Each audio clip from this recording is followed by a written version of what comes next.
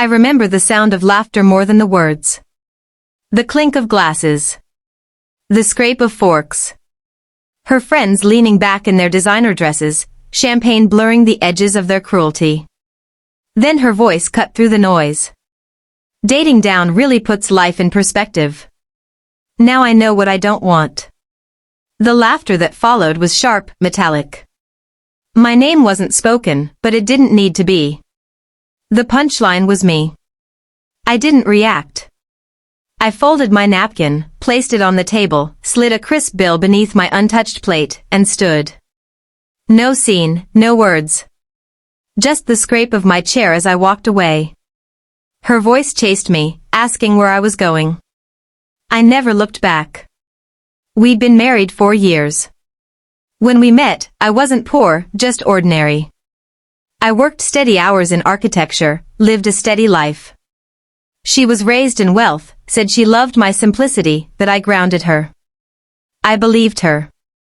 I let her move me into her world, catered parties, charity galas, weekend trips to Paris just because. She said she liked how I didn't fit. But over time, the small digs sharpened. You wouldn't understand, it's a rich people thing. Don't worry, I'll cover it. You can get the next one. Always jokes. I laughed them off, until I heard her real voice that night. She spent hours texting me apologies. At first playful.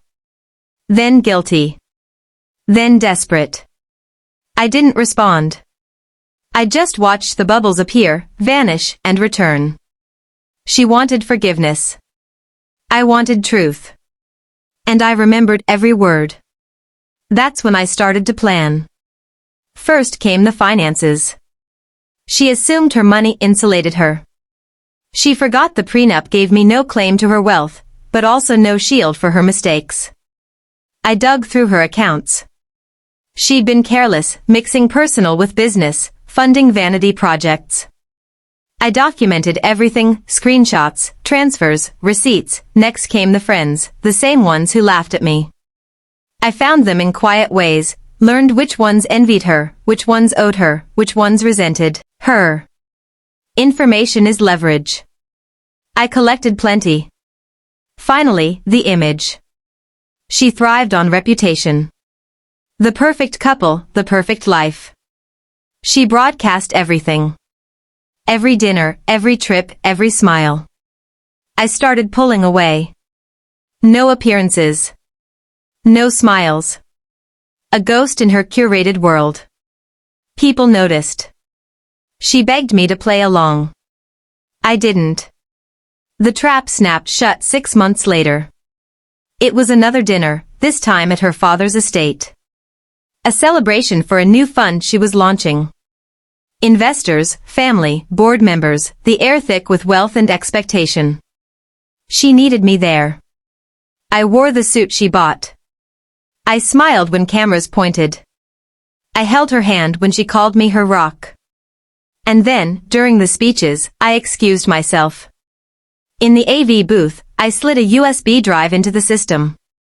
Inside, her emails mocking investors, private messages with a business partner she was sleeping with, the transfers she thought no one saw. Her own drunk messages, laughing at friends, ridiculing investors, whispering promises to another man. When I pressed play, the room fell silent. Her voice filled the air, her image collapsing in real time. Faces shifted from shock to disgust. Investors whispered, stood, walked out.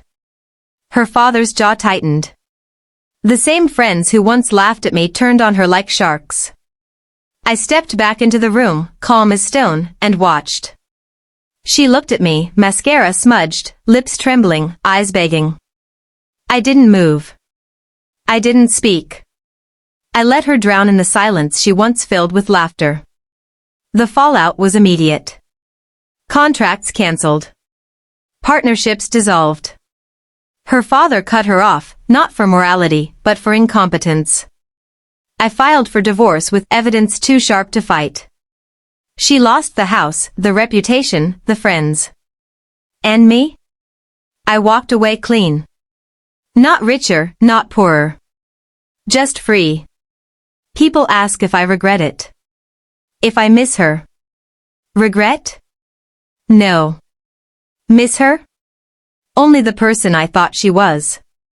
She taught me betrayal wears a smile, sips champagne, and laughs loudest when it cuts deepest.